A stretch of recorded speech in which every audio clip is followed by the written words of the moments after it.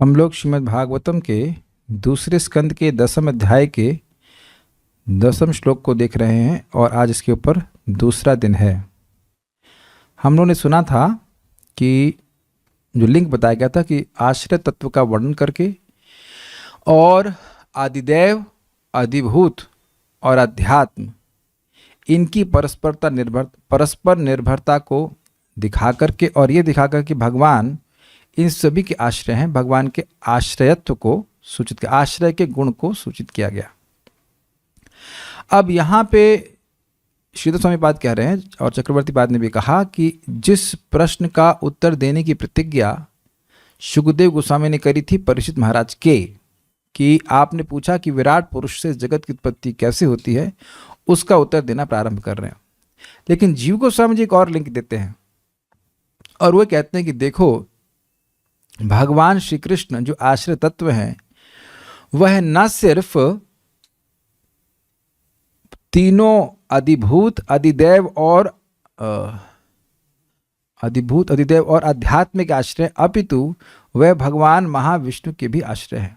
तो अब वह थोड़ा अर्थ अलग तरह से ले रहे हैं, उसको थोड़ा समझने का प्रयास कीजिए। श्लोक पे कह रहे हैं पुरुष मतलब ये पुरुषावतार महाविष्णु, अंडम, अंड का मतलब उत्पत्ति स्थान, तो कह रहे हैं भगवान कृष्ण जो उनके उत्पत्ति स्थान है उनसे विनिर्भिद्या, उनसे विस्तारित होकर यदासौ सविनिर्गतः, वह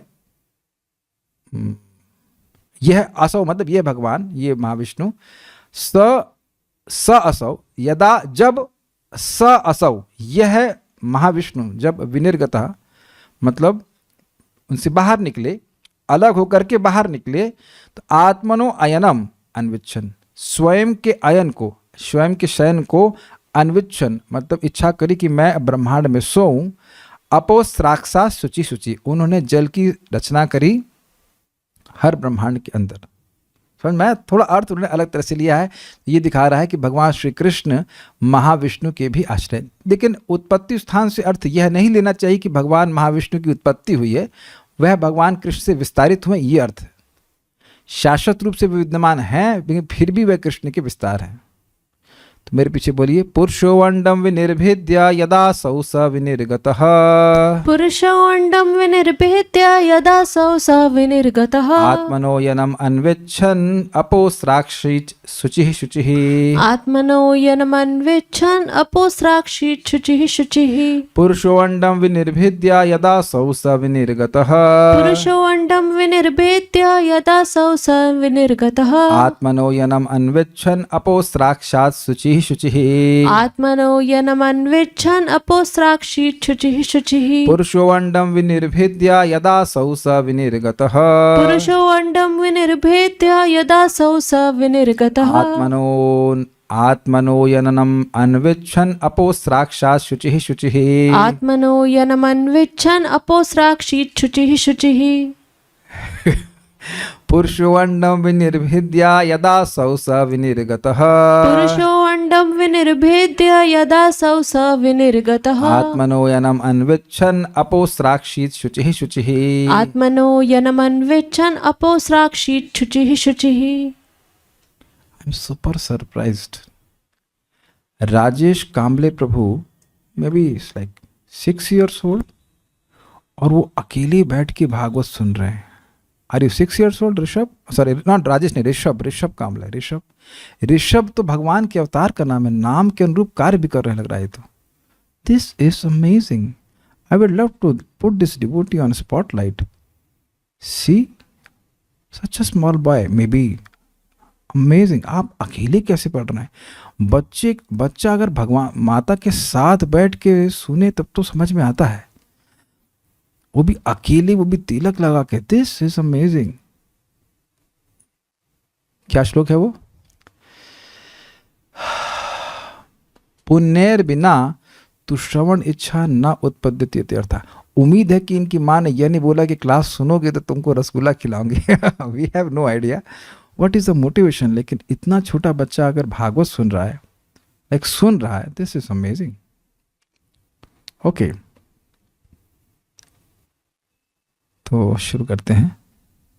आप भी अगर होस्ट के रूप में ज्वाइन कर ले तो अच्छा रहेगा। क्योंकि वो बाकी होस्ट में एडमिन का काम नहीं कर रहे वो।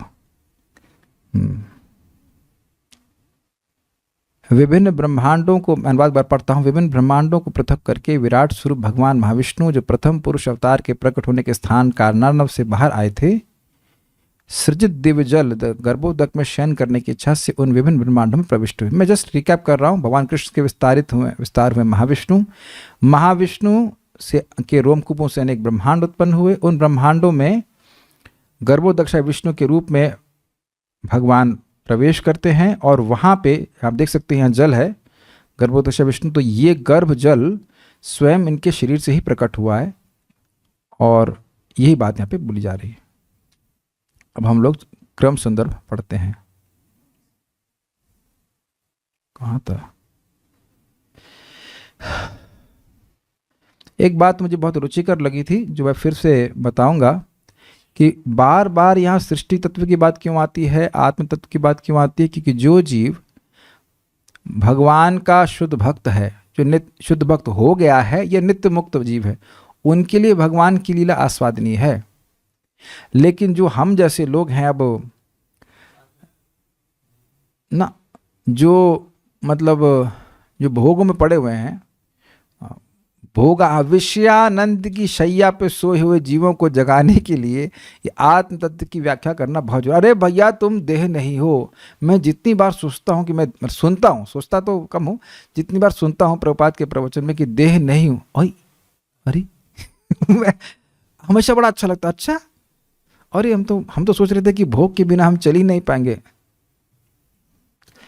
ये आप लोगों को भी सुनाता हूँ क्योंकि आप लोग भी भूल जाते हैं शायद, और मैं भी भूल जाता हूँ, इसलिए मेरे लिए भी सुनना जरूरी है कि मैं देह नहीं हूँ। It's very interesting.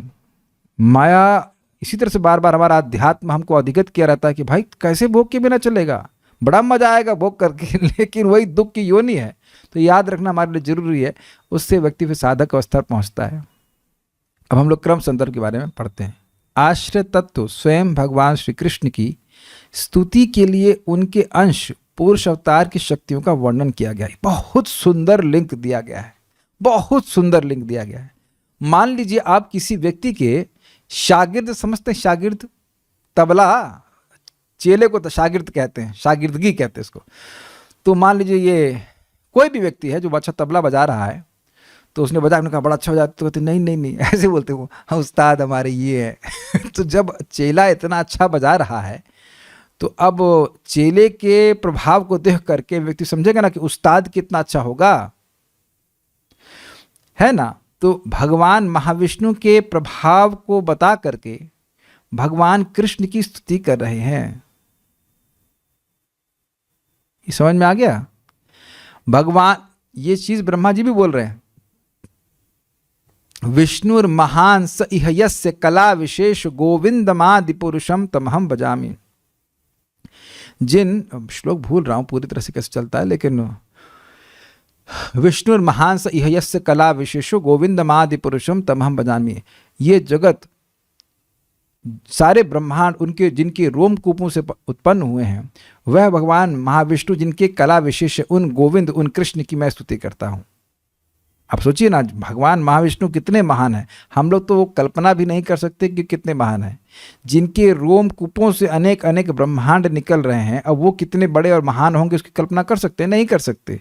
और वह भगवान कृष्ण के विस्तार हैं। तो इस प्रकार से यह श्लोक यद्यपि भगवान महाविष्णु का वर्णन कर रहा है, लेकिन महाविष्णु के प्रभाव का वर्णन करके वस्तुतः ये भगवान कृष्ण की स्तुति कर रहा है, क्योंकि आश्रय तत्व भगवान कृष्ण ही है। क्लियर, समझ में आ गया? असौ अर्थात यह पुरुष अर्थात भगवान महाविष्णु, विनिर्गतः अर्थात भगवान से उदित होते हैं, भगवान श्री कृष्ण के विस्तार। याद कर लीजिए, भगवान कृष्ण के प्रथम विस्तार हैं बलराम जी के विस्तार हैं प्रद्युम्न, बोलो नाम, प्रद्युम्न, अनिरुद्ध, वसुदेव और संकर्षण। वासुदेव और संकर्षण।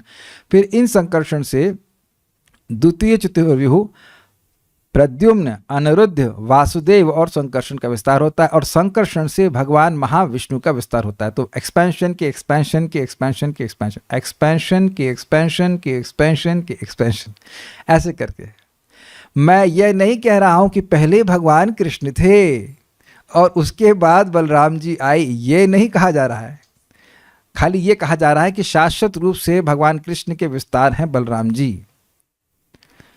क्योंकि कई बार ऐसे व्याख्या करते हैं। एक बार एक भक्त आए थे गोवा से और बोले प्रभु जी हमको तो समझाया गया कि पहले कृष्ण थे फिर उसके बाद बलराम जी आए तो इससे तो यह सूचित हो रहा है कि बलराम जी कभी नहीं थे। ऐसा नहीं है, भगवान कृष्ण अनादि हैं और बलराम जी भी अनादि हैं और जितने विश्व तत्व हैं वो सब अनादि हैं, फिर भी वह उनके विस्तार। ये समझ नहीं आ रहा है भाई, ये क्या बात है। तो इसको बोलते हैं ब्रह्मा जी। समझो, ब्रह्मा जी से समझो तुम, क्षमा कीजिएगा आप। दीपार्चिरे विहिदशान्तरमभ्युपेत्य दीपायते हि विवृत हेतु समान धर्मा यस्तादृगेव हि च विष्णुतया विभाति गोविंदमादिपुरुषं तमहं भजामि। एक मोमबत्ती अनेक मोमबत्ती अनेक मोमबत्ती को जलाती है, लेकिन फिर भी, और सभी समान रूप से जलती हैं, लेकिन फिर भी एक मूल मोमबत्ती है। इस तरह से बताते हैं ब्रह्मा जी। ये सभी विस्तार है। कठिनाई क्या है, हम यहाँ किसी का विस्तार देखते हैं तो सोचते हैं किसी समय हुआ होगा। जैसे मैं अपने पिताजी के शरीर का विस्तार हूँ या माँ के शरीर का विस्तार हूँ, तो मेरा इस देह की प्राप्ति का एक दिन है, इसलिए हम सोचते हैं कि जैसे इस जगत में विस्तार हो रहा है किसी समय, उसी तरह भगवान का भी विस्तार हो रहा होगा। लेकिन आध्यात्मिक जगत में सब कुछ शाश्वत है, फिर भी विस्तार है। तो ये कैसे समझ में आएगा, जब हम आध्यात्मिक स्तर पे पहुंचेंगे तब समझ में आएगा, अभी नहीं समझ में आएगा, अभी सुन के समझना होगा। ठीक है। तो विनिर्गतः अर्थात भगवान से उदित होते हैं। आद्यो अवतारः पुरुषः परस्य कालः स्वभावः सदसन्मनश्च द्रव्यं विकारो गुण इंद्रियाणि विराट स्वराट स्थास्नु चरिष्णु भूम्नः। कारणार्णवशायी विष्णु ही परमेश्वर के प्रथम अवतार हैं।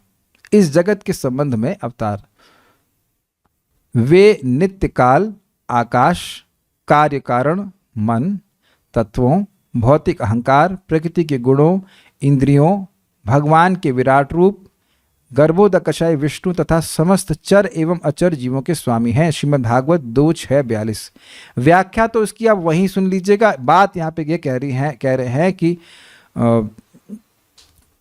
ये जो महाविष्णु है, कारणार्णवशाय विष्णु, वह भगवान कृष्ण के प्रथम अवतार है। अवतार का क्या मतलब, देखिए विस्तार और अवतार में अंतर है। विस्तार आध्यात्मिक जगत में होता है, लेकिन जब वह भगवान विष्णु के स्वरूप इस जगत में अवतरित होते हैं, इस भौतिक जगत में अवतरित होते हैं किसी प्रयोजन को लेकर, तब उनको अवतार कहा जाएगा। अवतरिति इति अवतार। सारे विस्तार अवतार नहीं है। भगवान के वह स्वरूप जो इस जगत में आते हैं तब उनको अवतार कहा जाएगा। भगवान कृष्ण गोलोक पे हैं तो उनको अवतार नहीं कहा जाएगा। अवतरति, जो अवतरण करे, ऊपर से नीचे आए, वह अवतार कहा जाएगा। हम लोग अवतार नहीं है।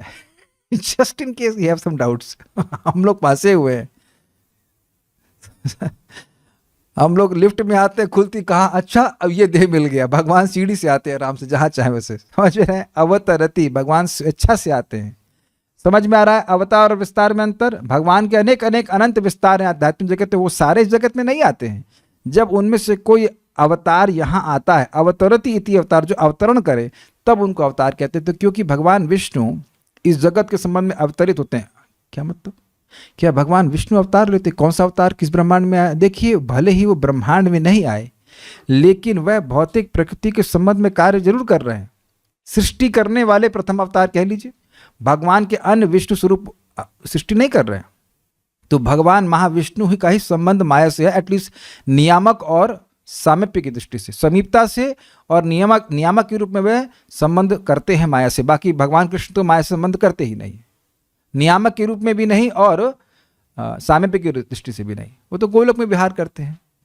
यद्यपि इन दोनों में भेद नहीं है, लेकिन फिर भी ऐसा हो रहा है। तो ये भगवान विष्णु ही नित्य काल, यही अपनी काल शक्ति का क्षोभ प्रधान पे करते हैं, और उसी के कारण इस जगत में जो प्रधान है, प्रधान से फिर महतत्व, तो उसके बाद सारे कार्य कारण आ जाते हैं। जब प्रधान के ईक्षण करता, प्रधान पर ईक्षण मतलब कटाक्ष मतलब आंखों से अपनी दृष्टि डालने वाले भगवान महाविष्णु हैं, उसके बाद ही सारी सृष्टि होती है ना। तो जब प्रधान के ही स्रोत वो हैं तो बाकी सारी चीज़ों के तो स्रोत हो ही गए ना। और यही भगवान महाविष्णु अपने आप को गर्भोदकशा विष्णु के रूप में विस्तारित करते हैं हर ब्रह्मांड में। तो इन सभी के स्वामी, इन सभी के स्रोत हो गए कि नहीं हो गए, ये बात बोली जा रही। तो ये कोट कर रहे हैं जीव गोस्वामी जी समझाने के लिए कि यह जो उन्हें व्याख्या करी है वह पहले श्लोक से पुष्ट हो रही है, 2:6-42 के श्लोक से। यहाँ पे सब नंबर दिए गए हैं, मेहनत करने वाला व्यक्ति वहाँ सुन सकता है कि इसका और डिटेल में क्या अर्थ है, और डिटेल में समझाइए, और डिटेल में समझा चुके हैं, नंबर दिया है, मेहनत कर लो, सुन लो। वहाँ पे जिस जगत को महाविष्णु ने अपने भीतर लीन कर दिया था उसे उन्होंने स्वयं से पृथक कर दिया, ये एक अर्थ है। क्या मतलब है इसका?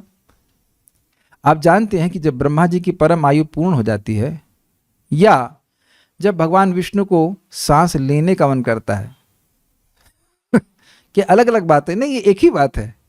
जब भगवान महाविष्णु सांस छोड़ते हैं उनकी सांस भी महा ही है, लेना भी महा, छोड़ना भी महा। आप ट्राई करना कि 30 सेकंड में सांस लेके दिखाओ,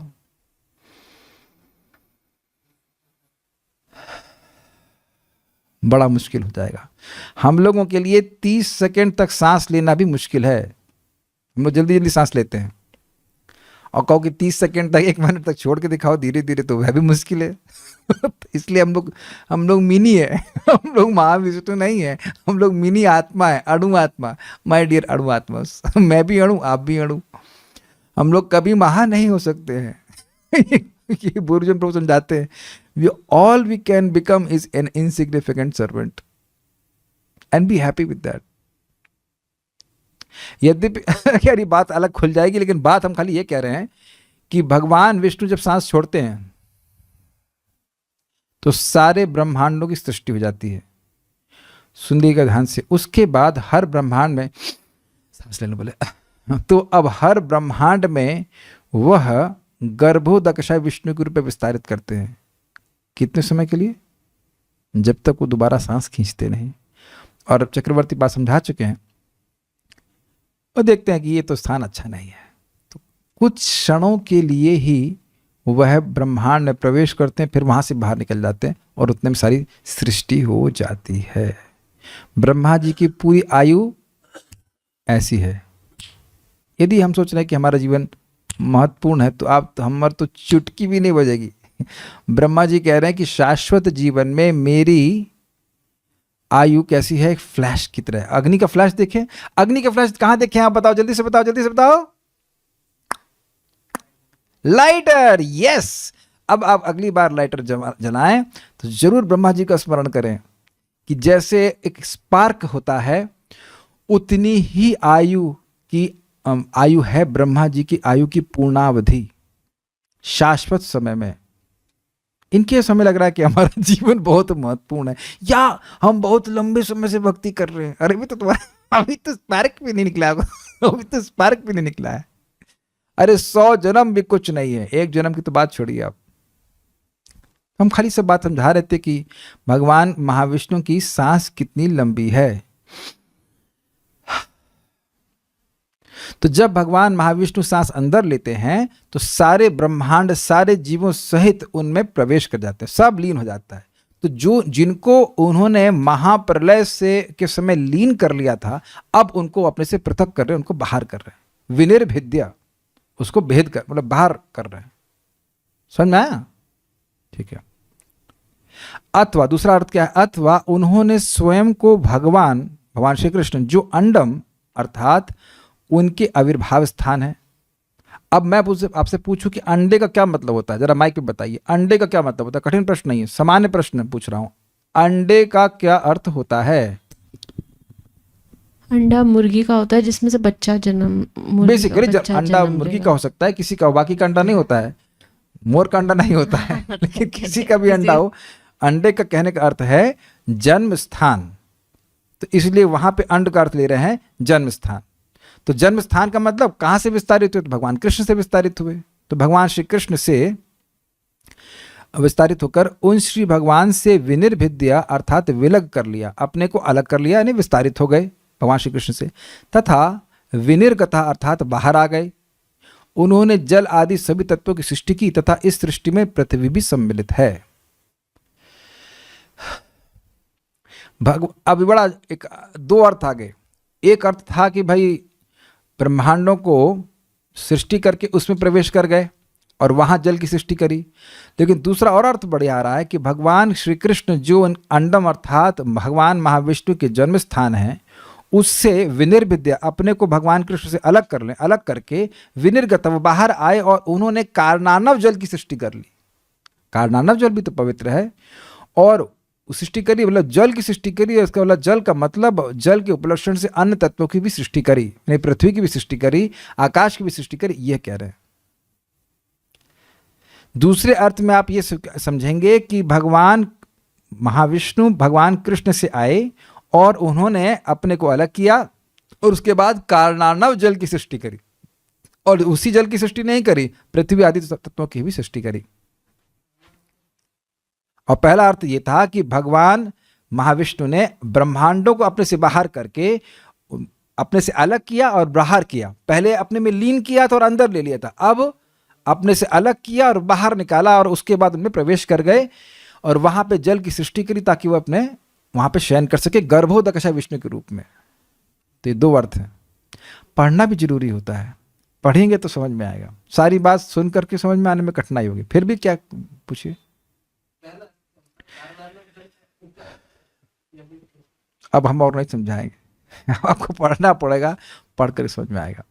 पहले वाले अर्थ में कारणानव जल पहले से ही है, वहां भगवान विष्णु शयन महाविष्णु के रूप में शयन कर रहे हैं, वहां सृष्टि नहीं कर रहे हैं, वहां पे वह अब गर्भोदकशा जल गर्भ जल की सृष्टि कर रहे हैं जब वह ब्रह्मांडों की सृष्टि कर देते हैं, ऐसे करते हैं। एक बात माननी पड़ेगी, हमारे जूम के भक्तों का धैर्य बहुत है। हमको संदेह है कि सारी बात समझ में आती है, लेकिन भक्त लोग सुनने के लिए आ ही जाते हैं, क्या बोलेंगे क्या बोलेंगे। वैसे मेरे लिए भी एक बहुत बड़ा एक्साइटमेंट है, क्योंकि ये सारी चीज़ें मेरे लिए it's like a new thing for me.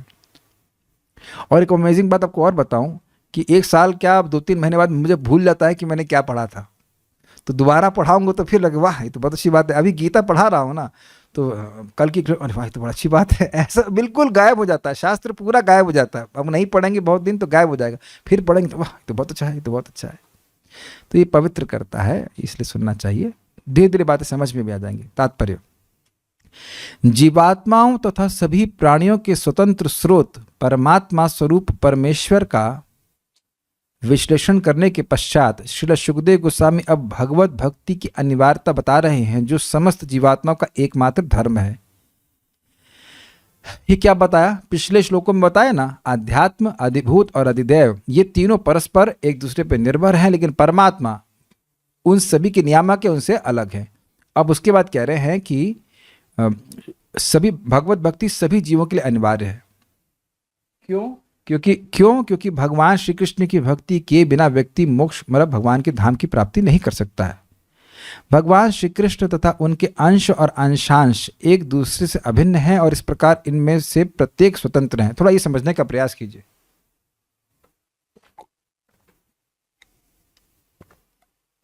भगवान श्री कृष्ण जो गोलोक में है, वह उनका रूप कैसा है, अनपेक्ष रूप। वह रूप किसी की अपेक्षा नहीं करता, उस स्वरूप की सत्ता किसी अन्य सत्ता पर निर्भर नहीं करती, सर्व कारण कारण उनको कहा जाता है। एक बात। दूसरी बात, अब वह जितने भी अपने विष्णु स्वरूप में विस्तार करते हैं, वो करते ही क्यों हैं? प्रश्न तो ये आएगा। देखिए, हर जीवात्मा का भगवान के एक विशिष्ट विष्णु स्वरूप से एक संबंध है, उनमें कोई भेद नहीं है उन विष्णु स्वरूपों में, लेकिन जीवात्माओं का विशेष संबंध है, एक जीवात्मा का विशेष संबंध है भगवान के एक विष्णु स्वरूप के प्रति। तो उस प्रकार के आदान प्रदान को करने के लिए भगवान शाश्वत रूप से अपने आप को विभिन्न विष्णु स्वरूपों में विस्तारित करते हैं। पहले तो ये समझ लीजिए। दूसरी बात क्या है कि यद्यपि सब सारे के सारे विष्णु स्वरूप समान रूप से शक्तिशाली हैं, क्योंकि वो हैं ही वही व्यक्ति, लेकिन अपनी स्वेच्छा से भगवान श्री कृष्ण अपने विष्णु स्वरूपों में अपनी पूर्ण शक्ति प्रस्तुत नहीं करते। ध्यान दीजिएगा, पूर्ण शक्ति है लेकिन पूर्ण शक्ति प्रस्तुत नहीं करते। वह उतनी ही शक्ति प्रस्तुत करते हैं जितने की वहां पे आवश्यक होती है। क्या ये क्लियर हो रहा है? लेकिन भगवान श्री कृष्ण जब इस जगत में आते हैं तो वे अपनी पूर्ण शक्ति प्रस्तुत करते हैं। ये बात है। ऐसा नहीं है कि भगवान नारायण मुरली नहीं बजा सकते, लेकिन वह बजाते नहीं हैं। ये कहना कि मुरली बजा नहीं सकते, ये गड़बड़ हो जाएगी।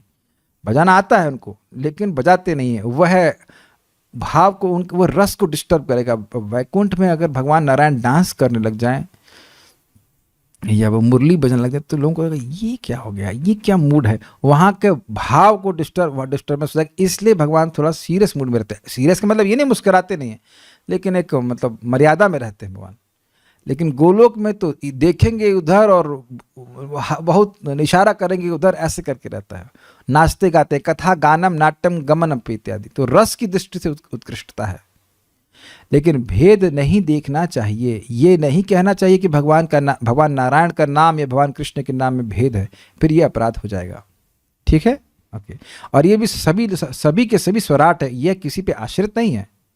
इन द सेंस कि कोई ये जीवात्माओं की तरह आश्रित नहीं है। यद्यपि भगवान के विस्तार जरूर हैं, लेकिन पूरी तरह कार्य करने के लिए स्वतंत्र हैं। ये क्लियर हो जाना चाहिए। इसे सिद्ध करने की दृष्टि से शुकदेव गोस्वामी परीक्षित को दिए गए वचन के अनुसार भौतिक सृष्टि के क्षेत्र में भी पुरुषावतार की स्वतंत्र सत्ता का वर्णन कर रहे हैं। कैसे वर्णन कर रहे हैं? भगवान की इच्छा हुई, भगवान महाविष्णु की, तो अब उन्होंने अनेकों अनेक ब्रह्मांडों को अपने से प्रकट कर दिया। फिर उस ब्रह्मांड में उनकी शयन करने की इच्छा हुई तो खुद ही बिना किसी का आश्रय लिए जल की सृष्टि कर दी। इसीलिए अब जब हम भगवान कृष्ण की, भगवान विष्णु की शरण लेते हैं तो उन्हें किसी से परमिशन लेने की जरूरत नहीं। आपको डिलीवर करने के लिए, आपका परित्राण करने के लिए किसी से पूछेंगे नहीं। यमराज जी को भगवान नारायण पूछे नहीं, अरे इस पापी को हम जरा बचाना चाहते हैं, क्या बचाने के लिए अपने यमदूत भेज दिए? सॉरी, यमदूत नहीं, विष्णुदूत भेज दिए। विष्णुदूत आ करके यमदूतों को डांट दिए, हटाओ, छुए तो तुम तुम खत्म कर देंगे। ये है भगवान की सत्ता। यमराज जी स्वयं बोलते हैं कि हमारे जैसे बहुत सारे सेवक उनकी सेवा में खटते हैं। ये थोड़ा समझना चाहिए। यमदूत लोग बड़ा गुस्सा हुआ है, आज जाकर यमराज जी से बात करते हैं, और अगर ये विष्णुदूतों को नहीं पिटवाए तो ऐसे जुगनू की नौकरी हम नहीं करेंगे। यही चक्रवर्ती बात बोलते हैं, we will not serve this firefly, will not serve this fire. ऐसे जुगनू की नौकरी हम नहीं करेंगे। उनको तो लगता था कि यमराज जी सर्वोपरि है। कुछ नहीं है यमराज जी, कुछ नहीं है सूर्यदेव, कुछ भी नहीं है। कोई देवता भगवान के आगे कुछ भी नहीं है। ये हमेशा ध्यान रखिएगा कि अन्य देवता बद्ध होकर के आपका कुछ देते हैं, वो लिमिटेड है, इतना दे सकते, इतना नहीं दे सकते। लेकिन जब भगवान की हम आराधना करते हैं तो भगवान हमारे हित के लिए ही देते हैं, और जैसे उनकी इच्छा होती है वैसे देते हैं। चाहे वो सुख के रूप में हो, चाहे दुख के रूप में हो, चाहे कुछ भी हो, वो हमारा हित ही सोचते हैं और हमें कभी रिजेक्ट नहीं करते। पता है, जब भी इंद्रियों से हार हो जाए तो यही समझें, भगवान देखिए, इतना बात मेरे को समझ में आ गई कि मेरे से नहीं होगा। मैं समझ गया भगवान, मैं समझ गया, I have understood this is not going to happen by my endeavour. इसलिए इंद्रिय संयम करना चाहिए, प्रयास करना चाहिए कि जब हार जाए तो समझे ना, मेरे से नहीं होगा, मेरे से नहीं होगा, मेरे से नहीं होगा, आप ही हो, आप ही हो, आप ही। और इस प्रकार ये हमारे लिए अच्छा है, क्योंकि जब हम ये समझ लेते हैं कि हम अशक्य हैं, हम असमर्थ हैं, तो हम सर्वसमर्थ की ओर उन्मुख हो सकते हैं। समझ में आपको बात? मामे व ये प्रपद्यन्ते मायामेताम तरन्ति। जब हम सोचेंगे अपनी शक्ति से माया को जीत लेंगे, ना, जो पूर्णतः स्वतंत्र है, जो माया को दबा के रखता है, वह उनकी शरण लेंगे, तब हम माया को जीत सकते हैं, अपने से नहीं जीत सकते। ठीक है, हमसे बातें क्यों कह रहे हैं? स्वतंत्र सत्ता का वर्णन करने के लिए कि भगवान पूर्णतः स्वतंत्र हैं। भगवान के ऐसे कार्य भी दिव्य होते हैं, अतः वे भी परमेश्वर की लीला कहलाते हैं। इसे कहते हैं सृष्टि लीला। लीला मतलब खेल खेल में, आनंद में वह पूरे जगत की संपूर्ण ब्रह्मांडों की सृष्टि कर देते हैं। भक्ति के क्षेत्र में आत्म साक्षात्कार चाहने वालों के लिए ऐसी लीलाओं का श्रवण करना अत्यंत अनुकूल होता है। कुछ लोग यह तर्क कर सकते हैं, तो फिर क्यों ना मथुरा तथा वृंदावन में की गई भगवान की लीलाओं का रसास्वादन किया जाए, जो संसार की सभी वस्तुओं से अधिक मधुर है। कल पढ़ा था ना ये बात। श्रीला विश्वनाथ चक्रवर्ती ठाकुर उत्तर देते हैं कि भगवान की वृंदावन की लीलाएं सिद्ध भक्तों के आस्वादनार्थ हैं। नवदिशिक भक्त भगवान की ऐसी परम दिव्य लीलाओं का गलत अर्थ लगा सकते हैं। अतः इस संसार में सृष्टि, पालन तथा संहार विषयक भगवान की लीलाएं प्राकृत अर्थात संसारी भक्तों के द्वारा आस्वाद्य हैं। ये थोड़ा समझने का प्रयास कीजिए। जब कोई व्यक्ति अपरिपक्वस्था में भगवान श्री कृष्ण की रासलीला आदि को सुनेगा तो वो कृष्ण के स्थान पर खुद ही को बिठा लेगा। मैं समझा पाया? जब आदमी हीरो हीरोइन को देखता है तो सोचता है कि मैं हीरो हूँ या हीरोइन सोचे कि मैं, लड़की सोचे कि मैं हीरोइन हूँ। ये हो जाता है। तो आप देखिए हो या अनुभव किया कि सिनेमा हॉल में मान लो हीरो पीट रहा होता है तो व्यक्ति के हाथ चले मार साले मारो तो खुद ही उसका अभिनिवेश हो जाता है कि वही हीरो है। लेकिन भगवान के शुद्ध भक्त कभी ये नहीं सोचते कि वह कृष्ण है। उनके मन में भगवान के प्रति हमेशा आदर की भावना रहती है, सम्मान की भावना रहती है। उनको स्मरण रहता है कि ये भगवान की लीला है, ये मेरी लीला नहीं चल रही है। या भगवान की 16,108 तो मेरी 16 तो होनी चाहिए पत्नियां। लोग ऐसा बोलते हैं ना कि तुम्हारे भगवान भी तो शादी की, तुम भी शादी करो। तो वो भगवान ने तो गिरिराज जी उठाए थे, फिर तुम भी उठाओ कुछ। भगवान का अनुकरण नहीं करते हैं हम लोग, भगवान का अनुसरण करते हैं। तो इसीलिए आवश्यक है कि सृष्टि लीला के बारे में सुने। उनसे बोलो तो भगवान तो सृष्टि लीला भी करते हैं। तुम अपने संकल्प से क्या उठा सकते हो? संकल्प से कुछ नहीं कर सकते हम। इतना कर सकते हैं कुछ हवा बाहर निकाल दें, उसके लिए भी हम भगवान पे आश्रित हैं। और जब हम सुनते हैं कि भगवान किस प्रकार से सृष्टि आदि कर रहे हैं तो भगवान के प्रति सम्मान की भावना बढ़ती है और भगवान आश्रय के रूप में दिखते हैं। नहीं तो जो लोग सोच रहे हैं कि कृष्ण एक सामान्य लड़का है तो वो उनका आश्रय क्यों लेंगे? आश्रय व्यक्ति तभी लेता है जब व्यक्ति सोचता है कि व्यक्ति बहुत बड़ा है, बहुत समर्थ है। तो इसलिए भगवान के सामर्थ्य को जानना बहुत जरूरी है। समझ में आ गया? ठीक है। जिस प्रकार योग पद्धति प्रणाली उन पुरुषों के निमित्त होती है जो देह के प्रति अत्यधिक आसक्त होते हैं, इसी प्रकार भगवान की सृष्टि तथा संहार विषयक लीलाएं अत्यधिक आसक्त संसारी पुरुषों के लिए होती हैं। ये क्या कह गए? देखिए, जो अष्टांग योग पद्धति उसमें क्या होता है? यम, नियम, आसन, सीधे बैठो, ऐसे बैठो, वैसे मोड़ो, हाथ करो, ये करो। उसके बाद प्राणायाम, सांस को अंदर लो, बाहर लो, कंट्रोल करो। प्राण का आयाम का मतलब प्राणों को नियमित करना, संयमित करना। फिर प्रत्याहार, फिर ध्यान, धारणा, समाधि, ऐसे करके होता है। तो जो लोग ये नहीं समझ सकते कि भाई भगवान की भक्ति सीधे की जाए तो व्यक्ति पवित्र हो जाएगा, तो उनके लिए इस प्रकार की यौगिक क्रियाएं हैं। वे अब हाथ पैरों का मोड़ मार करके अभ्यास करते हैं अपने मन को पवित्र करने का। वो इतना ज़्यादा देह के अध्यास में है। उसी प्रकार से जो अन्य संसारी लोग हैं उनके लिए आवश्यक है कि वह भगवान की सृष्टि लीला के बारे में सुने। तो इस प्रकार से वह जगत के भोक्ता के रूप में जो उनकी पहचान है वह नष्ट होगी। भाई, वही जगत की सृष्टि करने वाला मैं नहीं हूँ। बहुत बड़ी पकड़ है लोगों की। ये बिल्डिंग मैंने बनाई है, ये घर मैंने बनाया है, ये बिजनेस मैंने बनाया। I am a self made man. No, you are a self made fool. समझ में आया? मैं स्वतंत्र हूँ। अरे काय का स्वतंत्र? तुम बाथरूम जाने के लिए स्वतंत्र नहीं हो और तुम कह रहे हो कि तुम स्वतंत्र हो। क्या अच्छा चलिए बताइए, ये बताइए कि आप बाथरूम में विनर का था बाथरूम में प्रवेश किए, तो अब बाथरूम में मान लीजिए पानी समाप्त हो जाए तो क्या अपने देह के ही जल से आप स्नान कर लेंगे? और क्या वह जल पवित्र कहा जाएगा? अरे थोड़ा सा पानी ना पिए गर्मी में तो डिहाइड्रेशन हो जाता है। यानी कि शरीर से थोड़ा जल निकल गया, आधा 1 लीटर या जो भी, तो व्यक्ति अस्पताल में एडमिट हो जाता है। तो वो सागर बनाएगा, तो देखना चाहिए ना कि हम कैसे भगवान नहीं हैं। ठीक है। और यह भी स्वीकार करना चाहिए कि जो भगवान इस प्रकार से कार्य कर रहे हैं जो कि बिल्कुल अचिंत्य है ना, तो वो क्या नहीं कर सकते। वो शालिग्राम के रूप में आपके घर में आ सकते हैं, इज इट नॉट? वो भगवान नाम के रूप में आ सकते हैं, वो भगवान भागवत के रूप में आ सकते हैं, भगवान प्रसाद के रूप में आ सकते हैं। वो कैसे भी आपके जीवन में आ सकते हैं। हरे कृष्णा कृष्णा कृष्णा हरे हरे, हरे राम राम राम हरे हरे। और जो भगवान अनंत कोटि ब्रह्मांडों की रचना कर सकते, उनके लिए मेरा उद्धार करना तो वेरी सिंपल टास्क। और वो भगवान कितने दयालु हैं कि वह मेरा दाल चावल आटा रोटी वह भी स्वीकार करते हैं, बल्कि स्वीकार ही नहीं करते हैं, देते क्यों नहीं हो? पत्रम पुष्पम बलम तोयम। और कितने उदार हैं। पतरानी भी नहीं बोल रहा है, जानते कंजूस है ये, एक पत्ती भी नहीं देना चाहता है तो एक ही पत्ती मांग रहा है। 2 पत्ती मांगता ना तो नहीं देते ये, अरे 2 पत्ती मांग रहा है भाई, ये 2 पत्ती बहुत ज़्यादा हो गया। कभी कभी लोग इतने कंजूस होते हैं, हम अपनी बात कर रहे हैं कि तुलसी को तोड़ करके एक पत्ती को लेके बाल जो है वो हर आइटम पे डाल देते हैं, अलग अलग पत्ती क्यों दे है ना, एक पत्ती बोला है ना तो बहुत अच्छा गौरांग प्रभु बोले थे कि पतरानी भी नहीं बोल रहे हैं, बहुवचन में नहीं बोल रहे कि हमको पत्ते दो, कि ये वाला कंजूस आदमी है, पत्ता ही दे दो। कितना अद्भुत है, वो सारे पत्ते वही दिए हैं, भगवान सारे पत्ते हमको दिए हैं, उसमें से एक पत्ता दे दो। हमारा भी अद्भुत है, अद्भुत है कि एक दे दो, हम तुमको ही वापस अपने पास लेके आ जाएंगे।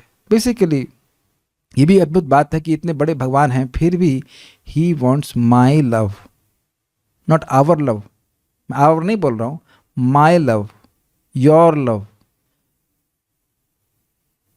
मैं आज जब भगवान को भोग लगा रहा था तो मुझे एक भक्त का स्मरण हुआ जो बॉम्बे की चाल में रहते हैं, पता नहीं अब जीवित हैं कि नहीं जीवित हैं। उनके घर में जगन्नाथ जी आए और चाल में रहने वाला तो कोई बहुत अमीर आदमी नहीं होगा, लेकिन वे भगवान को भोग लगाने लगे। उनके मन में संकल्प हुआ कि 56 भोग भगवान को लगाएं।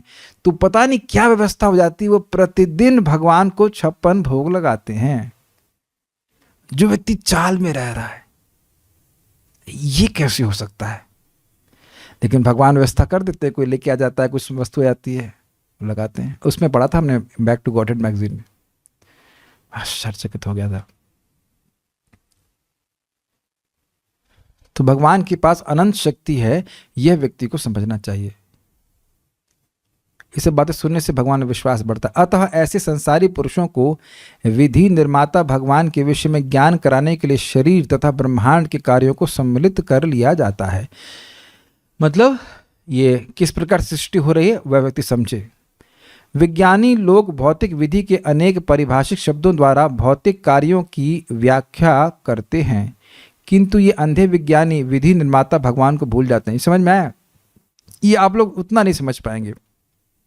मैं इसको थोड़ा थोड़ा अप्रिशिएट कर रहा हूँ कि मेरा रुचि थी इस जगत की सृष्टि कैसे हुई, तो स्ट्रक्चर ऑफ द यूनिवर्स, और उस पर वो बहुत सारी मतलब मैंने बहुत सारी तो नहीं, कुछ बुक्स पढ़ी थी, उसमें रुचि थी, और बहुत सारे शब्दों का वह उपयोग करते। जैसे आप लोग नेबुला के बारे में जानते होंगे, नहीं जानते ना? ब्लैक होल, नेबुला, एक और भी था वाइट ड्वार्फ, आप तो पढ़े होंगे। हाँ, तो आप समझ, ऐसे बहुत सारी बातें वह बोलते हैं, ऐसा लग रहा है सब सृष्टि करें। और वो कौन सा था वो एक्सप्लोजन को क्या कहते हैं उसको, बिग बैंग, पर्टिकुलैरिटी तो आप समझ रहे हैं कि 1000 तरह के पारिभाषिक शब्दों का उपयोग करते हैं जो समान व्यक्ति समझ। पर्टिकुलैरिटी नहीं, सिंगुलैरिटी। सिंगुलैरिटी मतलब एक पॉइंट जिसका 0 वॉल्यूम और इनफाइनाइट मास। आहा, क्या बात है! उसका साइज कुछ नहीं है, लेकिन उसमें असीमित पदार्थ है, वो फटा और उससे वह जगत बन गया। काफ़ी अच्छी थ्योरी है, इसे कहते हैं सिंगुलैरिटी। तो लोग वाह वाह वाह क्या शब्द है सिंगुलैरिटी, तो सोचते हैं कि वैज्ञानिक बहुत बड़ा ज्ञान है, लेकिन वो विशेष ज्ञानी नहीं, वो अज्ञानी है, विशेष अज्ञानी है। क्योंकि बात वो समझ नहीं पाते कि अगर मान भी लिया जाए कि बम फूटा, तो प्रश्न हो कि फोड़ा कौन? घर में डांट पड़ती है ना, कुछ टूट जाए तो तोड़ा कौन? ना, कुछ नहीं, अपने आप हो गया, अपने आप। फिर अपने आप चाटा भी खाओ तुम, है ना? होता है कभी ऐसा?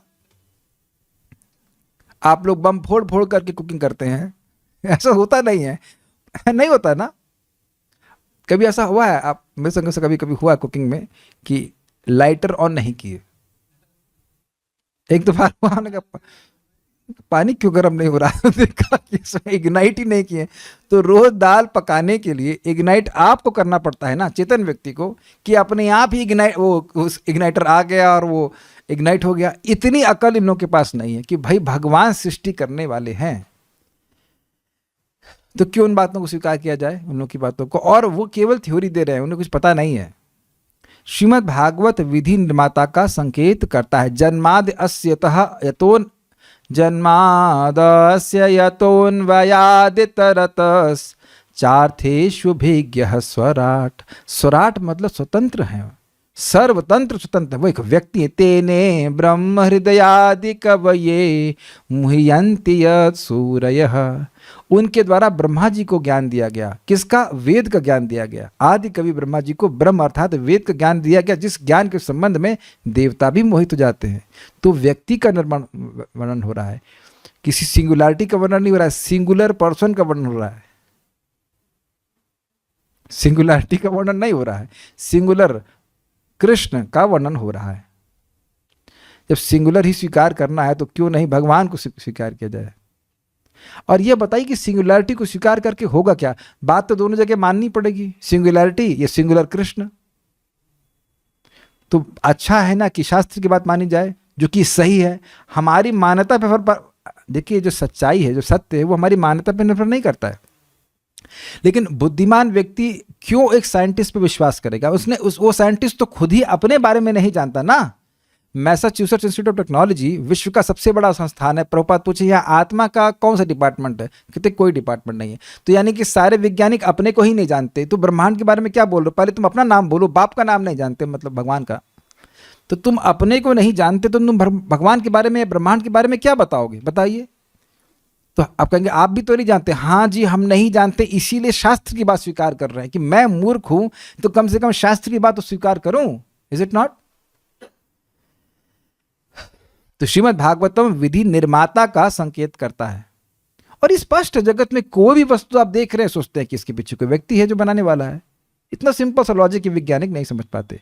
मनुष्य को चाहिए कि वह मोटर या डायनेमो की यांत्रिक रचना से विस्मित न हो, वरन इस इंजीनियर को सराहे जिसने ऐसी अद्भुत काम करने वाली मशीन बनाई है। बहुत सुंदर बात प्रभुपाद कहते हैं। क्या? इस जगत में जो भोगी लोग हैं, भौतिकतावादी लोग हैं, वह वस्तुओं के प्रति आकर्षित हो रहे हैं, शक्ति की उपासना करते हैं, शाक्त हैं एक तरह से।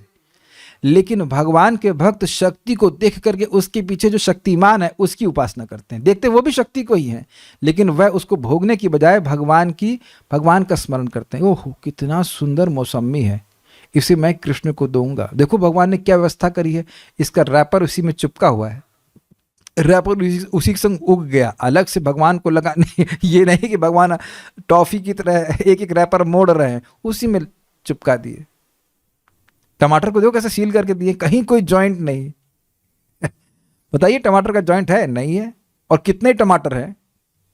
आप लोग अमेज़न के बहुत सारे रैपर खोले होंगे तो सब जगह टेप लगा रखा है। तो बताइए कभी किसी टमाटर में टेप देखें आप?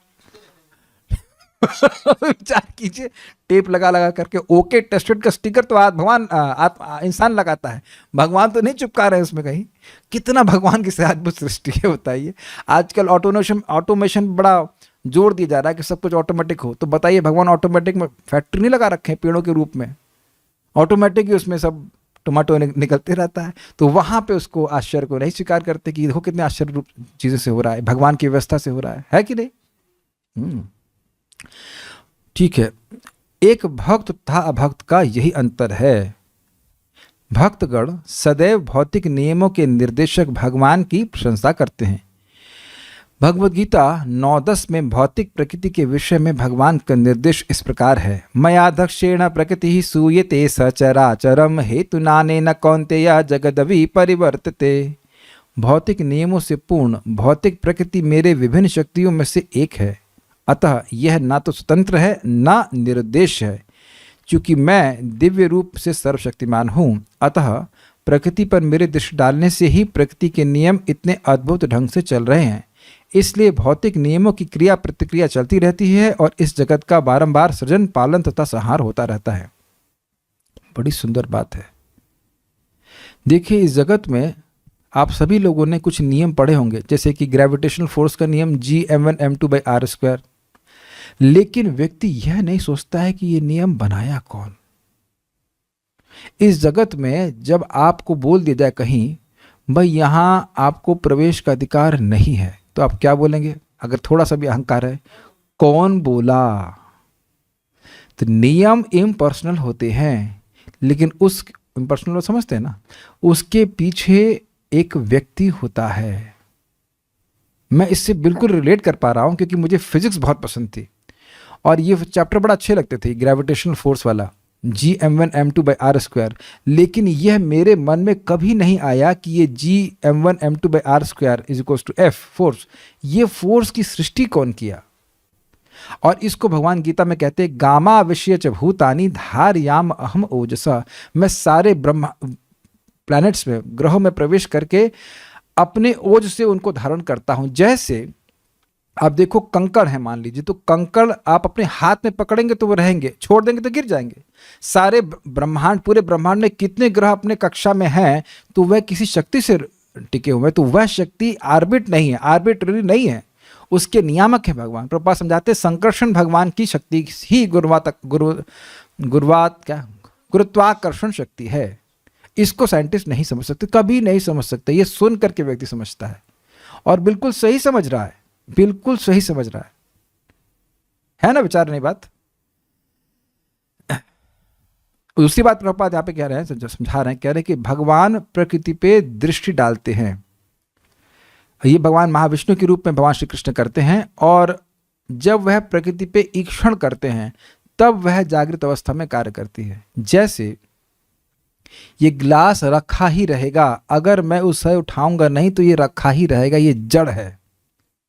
अब देखिए मैं इस ग्लास को ऐसे हिला रहा हूं, घुमा रहा हूं, तो मेरा हाथ दिख रहा है, लेकिन भगवान के संग क्या है कि वो ये हिलेगा और भगवान के हाथ नहीं दिखेगा। ये दिक्कत है, दिक्कत है मतलब भगवान की अद्भुत शक्ति है।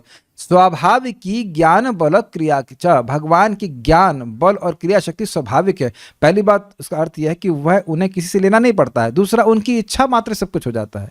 वह केवल संकल्प करते हैं, स एकशतः बहुश्यामा, उन्होंने इच्छा की मैं बहुत हो जाऊं, तो भगवान ने अनेक अनेक ब्रह्मांडों की सृष्टि कर दी और उसमें अनेक अनेक जीवात्माओं की सृष्टि कर दी। ये व्यक्ति को समझना चाहिए। जितने भी आप देखो ना, ये ऑटोमेशन से, हाँ, ऑटोमेशन वाली जो इंडस्ट्री चल रही है उसमें बहुत जगह इंजीनियर दिखता नहीं है, लेकिन वो पीछे बैठ करके बटन दबाता रहता है और सारे कार्य होते रहते हैं। अगर उस बटन को ऑफ कर देगा तो सारी यांत्रिक प्रणाली ठप हो जाएगी। मैं समझा पा रहा हूं? कितना भी मशीन काम करती हुई दिखे ऑटोमेटिक, उसको बटन दबाने वाला एक चेतन व्यक्ति होता है। तो उसी उदाहरण को समझें। पूरे जगत को आप एक मशीनरी के रूप में देख पा रहे हैं कि नहीं देख पा रहे हैं? सूर्य उग रहा है, नदियां बह रही हैं, बहुत सारे कार्य हो रहे हैं, पेड़ उग रहे हैं, इन सब के पीछे भगवान का संकल्प है। ये चीज हम लोग भागवत में पहले भी सुन चुके हैं कि सृष्टि हो रही है एक के बाद एक, एक के बाद एक, लेकिन पुरुष की अध्यक्षता में। अगर आपको याद हो तो प्रधान से महतत्व, महतत्व से और सारी चीजें अहंकार आदि आ रहे हैं, लेकिन भगवान की अध्यक्षता में आ रहे हैं। भगवान महाविष्णु अध्यक्ष हैं, उसको देख रहे हैं, उसमें शक्ति संचालित कर रहे हैं, अपनी इच्छा शक्ति जो काल शक्ति के रूप में उसको संचालित कर रहे हैं, तब सृष्टि हो रही है। अपने से सृष्टि नहीं हो रही है, ऑटोमेटिक नहीं हो रहा है सब कुछ, जैसा कि साइंटिस्ट सोचते हैं। ये सब हमें बार बार सुनने की क्या जरूरत है? ताकि हम समझें कि भगवान एक व्यक्ति हैं और वह सचेतन है। He is not unconscious, he is not dead. वो एक घड़ी साज की तरह नहीं है कि घड़ी बना दी और घड़ी, मतलब जगत घड़ी से उपमा दी जा रही है कि घड़ी बना दी और घड़ी अपने आप चल रही है। समझे मेरी बात?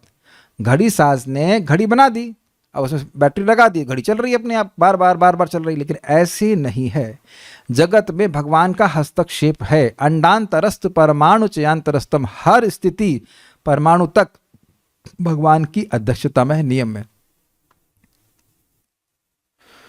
एक बार महाराज उदाहरण दे रहे थे, कुछ लोग कहते हैं भगवान का नियम क्या है जगत में? भगवान का नियम यह है कि तुम उनके घर से कुछ चोरी नहीं कर सकते हो,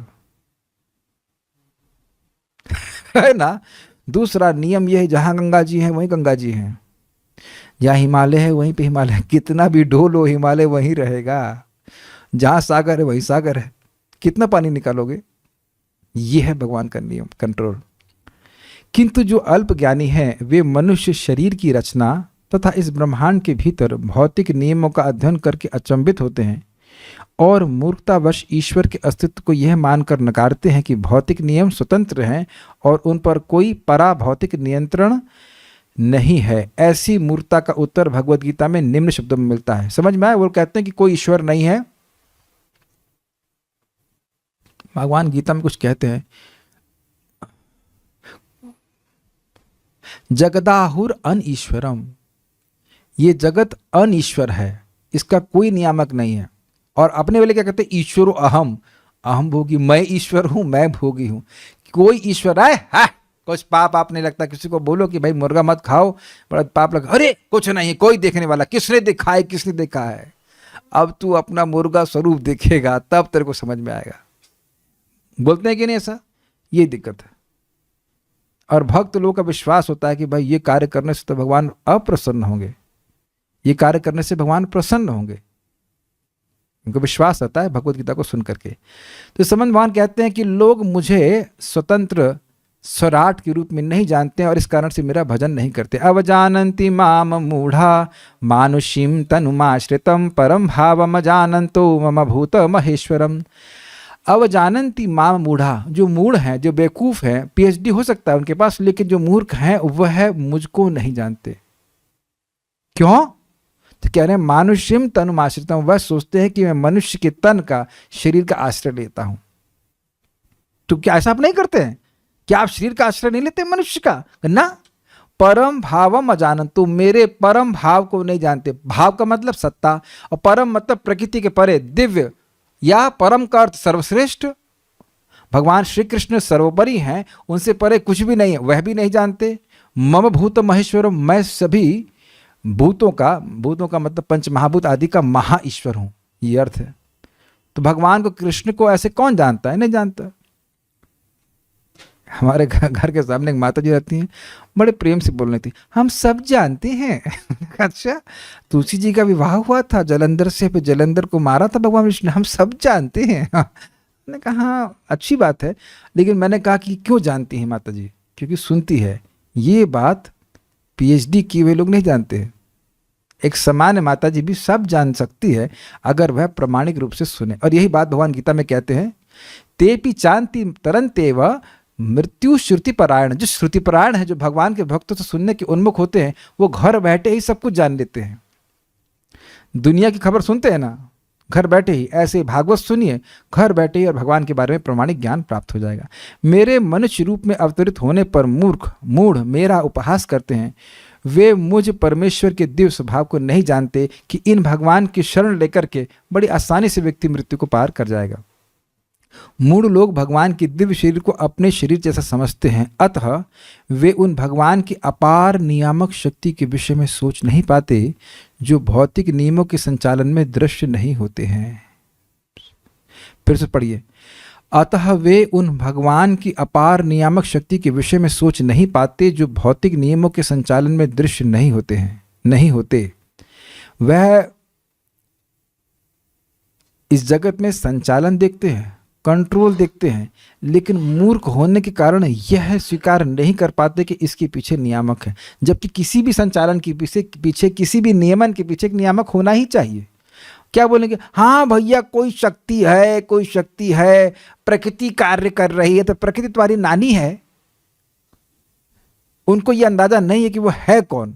हाँ, उस परम पिता परमात्मा का ध्यान कर, तुम्हारे बाप का कौन है वो परम पिता, इस बारे में वह जीरो है। ये बात है, ये भागवत से समझना पड़ेगा। जैसे आज डॉक्टर साहब ने हमको पूछा कितने साल के, हमने कहा 41 साल की शरीर, बोला तो ये तो हम मान ही रहे हैं ना कि तब जन्म हुआ था। तो इस जन्म के माता पिता को सुनकर समझ रहे हैं, और परम पिता को बिना सुने समझ लेंगे, नहीं समझ पाएंगे। ये तो स्वाभाविक सी बात है कि मेरे शरीर को देख रहे हैं तो पिता तो रहे होंगे, लेकिन पिता कौन है जानने के लिए सुनना पड़ेगा। किंतु जब भगवान अपनी सगुण शक्ति से अवतरित होते हैं तो सामान्य लोगों की आंखों से दिखते हैं। भगवान कृष्ण अपने यावत रूप में प्रकट हुए, यावत का मतलब जैसे वो हैं वैसे उस रूप में प्रकट हुए, और उन्होंने अनेक अद्भुत कार्य किए। और भगवत गीता का संबंध ऐसे ही कार्यों तथा ज्ञान से है।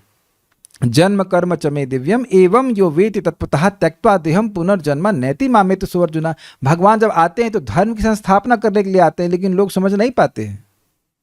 उनको धर्म ही नहीं पता है तो ये कैसे पता चले कि भगवान आए क्यों, है ना। फिर भी मूर्ख लोग भगवान श्री कृष्ण को परमेश्वर नहीं मानते। वो तो ये कहते हैं कि भाई भगवान क्यों आएंगे युग युग में, आप और मैं आते हैं धर्म की संस्थापना करने के लिए। अच्छा भाई, सामान्य रूप से वे भगवान के अणु व अनंत रूपों को मानते हैं। अब बड़ा सुंदर बात है, सामान्य रूप से वे भगवान के अणु व अनंत रूपों को मानते हैं, क्योंकि वे स्वयं अणु अथवा अनंत नहीं हो सकते। किंतु उन्हें यह समझना चाहिए कि ये अणु और अनंत रूप ही भगवान की सर्वोच्च महिमा नहीं है।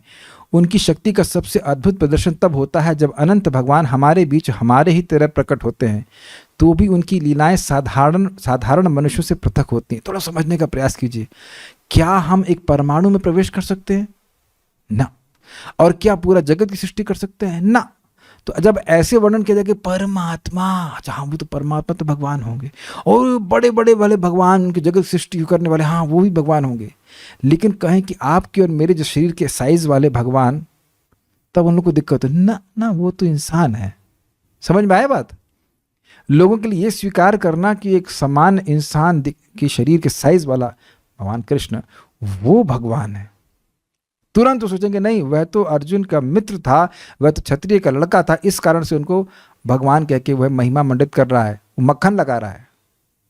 लेकिन इसीलिए इस बात को खंडन करने के लिए अर्जुन स्वयं कह रहे हैं, आहुस्त्वाम ऋषयः सर्वे देवर्षि नारदस् तथा असितो देवलो व्यास स्वयं चैव ब्रवीष्य में। आज मैं आपसे सुन रहा हूं, लेकिन इससे पहले देवर्षि नारद, असित, देवल, व्यास सबने यही कहा है कि आप ही परब्रह्म, परम धाम, पवित्रम, आप ही परब्रह्म हैं, आप ही पवित्र हैं, आप ही परम धाम में सभी के आश्रय हैं। तो अर्जुन केवल भावुकता में भगवान श्री कृष्ण को भगवान नहीं कह रहे हैं। Make sense? देखिए हम लोग भगवद गीता में सुनेंगे 10वें अध्याय में, अहम सर्वस्व प्रभो मत्तः सर्वम प्रवर्तिते इति मत्वा भजन्ते माम बुद्ध भाव समन्विता।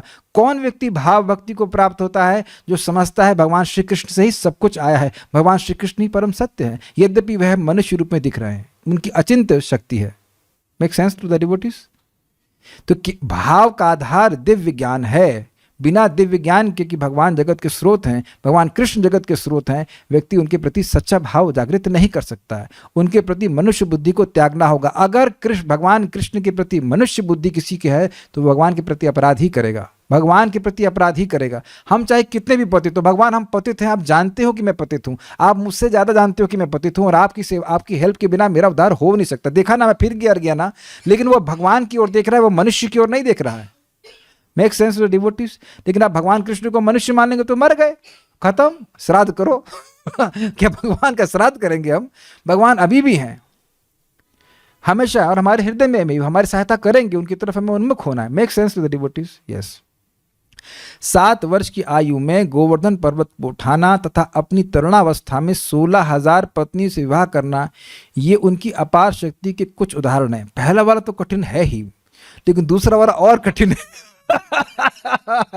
है ना? एक ये आप लोग को हम सब सत्य कह रहे हैं, मतलब सत्य बात है। पहले थ्योरी में बोल रहे थे हम, अब हम प्रैक्टिकल बोल रहे हैं, हम ईमानदारी से बोल रहे भाई। एक पत्नी को ही मेंटेन कर लेना, यद्यपि पैसा भी हो, सब कुछ हो, सारी सुविधा हो, लेकिन अब दूसरी पत्नी झगड़ा करेंगे ही, वो आपस में जरूर झगड़ा करेंगी। पत्नी शक बहुत करती है, तो लगता है हमसे प्रेम नहीं करता, बहुत दिन से आई लव यू नहीं बोला है, 1000 तरह के पंगे। और 16,108 रानियों को संतुष्ट रखना, ओहो, ये तो बहुत बड़ी बात है। और झगड़ा भी नहीं कर रही, वो सबको भगवान अपने आप से विस्तारित करके सबके साथ रहते थे। ऐसे रहते थे कि वो कहते थे कभी जाते ही नहीं है ऐसे घर से, ओहो हमसे ही प्रेम कर रहे हैं। ये सब स्थिति है। ये केवल भगवान कर सकते हैं, और कोई नहीं कर सकता। ये उनकी अपार शक्ति के कुछ उदाहरण हैं, किंतु मूढ़ लोग इन्हें देखकर या सुनकर भी इन्हें कपोल कल्पित कहकर नकारते हैं और भगवान को अपने समान मानते हैं। वे यह नहीं समझ पाते कि यद्यपि वे अपनी ही शक्ति से मानव रूप में हैं, फिर भी वे परमेश्वर हैं और परम नियामक की शक्ति से ओतप्रोत हैं। भगवान अपने दिव्य स्वरूप को प्रकट कर रहे हैं, इसका मतलब यह नहीं है कि वो भगवान महाविष्णु के स्रोत ही है। ये वो लोग समझ नहीं पाते। भक्त लोग समझने का मतलब क्या है पता है? मान ले भगवान की बात, मान जाओ। ये मान लेते हैं कि भगवान की अचिंत्य शक्तियां हैं जो हमारी बुद्धि के परे हैं। इतनी बात मान जाए तो बस। अब भगवान ये शालिग्राम के रूप में कैसे आ जाते हैं? हम क्या जाने शालिग्राम के रूप में कैसे आते हैं? शास्त्र लिखा है, सच तो बोल रहे हैं। मैं क्या सब कुछ जानता हूं? हम क्या ब्रह्मा हैं? हम क्या इतने बुद्धिमान हैं? हम तो कुछ नहीं जानते। लेकिन आप देखिए जब भगवान को भोग लगाते हैं कितना उसका परिवर्तन हो जाता है।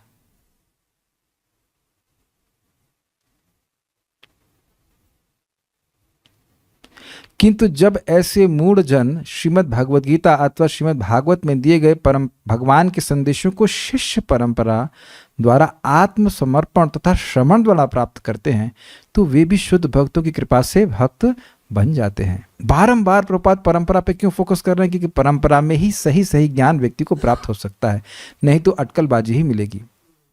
इसलिए ऐसे ही अल्प ज्ञानियों के हित के लिए भगवान की संसारी लीलाओं को भगवद गीता या श्रीमद् भागवत में चित्रित किया गया है। बहुत अच्छी बात है। कोई प्रश्न किसी भक्त का है तो, जब व्यक्ति गलत कर्म करके निम्न योनि को प्राप्त होता है तो उसे ये कैसे समझ आए कि उससे गलत कर्म के कारण उसे योनि मिली है? नहीं समझ में आएगा। जब मुर्गा बन गए तो तब क्या समझ में आएगा? नहीं समझ में आएगा। इसीलिए मुर्गों को भी गीता सुना सकते हैं। जब हमने सुना ना 8वें अध्याय में वो किम तद ब्रह्म किम अध्यात्मम किम कर्म पुरुषोत्तमा, तो यह एक ब्रह्म राक्षसी ने ब्रह्म राक्षस को बोला, अपने पति को, और जिस पेड़ पे वो बैठे थे उस पेड़ ने भी सुना, तो उसको सुन करके उस पेड़ का भी उद्धार हो गया। इसीलिए भक्त लोग जोर से बोलते हैं हरे कृष्णा कृष्ण कृष्णा हरे हरे, हरे राम राम राम हरे हरे। तो घर में मान लीजिए, वैसे पालना नहीं चाहिए, मान लीजिए अपने मुर्गे पाले हुए हैं या कुत्ता पाला हुआ है, तो उसको भगवान का प्रसाद दीजिए, हरे कृष्ण सुनाइए। अरे मुर्गों को प्रीचिंग नहीं कर सकते तो कम से कम इंसानों को तो प्रीचिंग किया जाए, है ना, उनको तो बताया जाए। So will stop here.